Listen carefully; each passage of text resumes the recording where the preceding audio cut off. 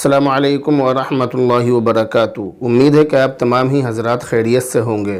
Daily سوال و جواب کے ایک نئے ایپیسوڈ کے ساتھ میں مفتی خالد قاسمی اپنے تمام بھائیوں بہنوں اور دوستوں و احباب کی خدمت میں حاضر ہوں۔ آج کے ڈیلی سوال و جواب کے ایپیسوڈ میں جو ہم نے سوال لیا ہے یہ ہے حضرت مولانا عبد الباسط ندوی اور ان کے علاوہ کئی اور امام حضرات کی طرف سے یہ سوال آیا ہے۔ کہہ رہے ہیں کہ حضرت مفتی صاحب ہمارے یہاں مسجدوں میں روئی کے گدے آدھی صف پر بچھائے جانے کا معمول ہے، لیکن موجودہ کمیٹی نے آدھی کے بجائے پوری ہی صف میں گدہ بچھا دیا ہے۔ بعض نمازی حضرات کا کہنا یہ ہے کہ پوری صف پر روئی کا گدہ بچھانا جائز نہیں ہے، اس پر نماز نہیں ہوتی ہے۔ آدھا گدہ گھٹنوں تک سجدے کی حالت میں آتا ہے اور پورا گدہ سجدے کی جگہ پیشانی تک آتا ہے۔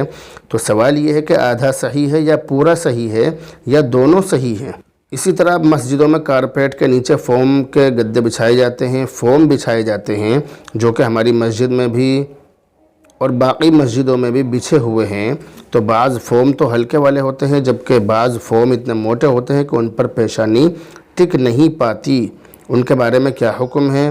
مفتی صاحب اس کا جواب ضرور دیں تاکہ لوگوں کی نمازیں خراب ہونے سے بچ سکیں۔ یہ انہوں نے سوال کیا ہے اور انہوں نے میرے پاس فوم کا جو گدہ ہوتا ہے، جو فوم ہوتی ہے، اس کا فوٹو بھی بھیجا واٹس ایپ پر، لیکن واٹس ایپ پر اور خاص طور سے موبائل میں ان چیزوں کا اندازہ نہیں لگایا جا سکتا ہے، تو اس لیے عموماً جو مسئلہ ہے وہ بیان کیا جا رہا ہے۔ تو مسئلہ یہ ہے کہ مسجد میں بچھائے جانے والے گدے اور فوم اگر اتنے ہلکے ہوں کہ سجدہ کرتے وقت پیشانی زمین پر ٹک جاتی ہے تو ایسے گدوں پر نماز پڑھنا فی نفسی جائز ہے، درست ہے۔ وہ گدے اور فوم پوری صف کے ہوں یا آدھی صف کے ہوں، دونوں پر نماز درست ہے، نماز ہو جائے گی۔ لیکن اگر فوم یا گدے اتنے موٹے ہوں، اتنے دبیز ہوں کہ ان پر پیشانی نہ ٹکے بلکہ اندر کو دھنس جائے تو ان پر سجدہ کرنا درست نہیں ہوگا۔ اس لیے مشورہ یہ ہے کہ گدے موٹے ہوں یا باریک ہوں، دونوں ہی حالتوں میں مشورہ یہ ہے کہ آدھی صف پر ہی بچھانے کی کوشش کریں، کیونکہ اصل مسئلہ سجدے کا ہوتا ہے اور ماتھے کا جو مسئلہ ہے، جو پیشانی کا مسئلہ ہے، وہ اصل ہے۔ پیشانی زمین پر ٹکنی چاہیے، تو پیشانی زمین پر نہیں ٹکے گی، سجدہ نہیں ہوگا۔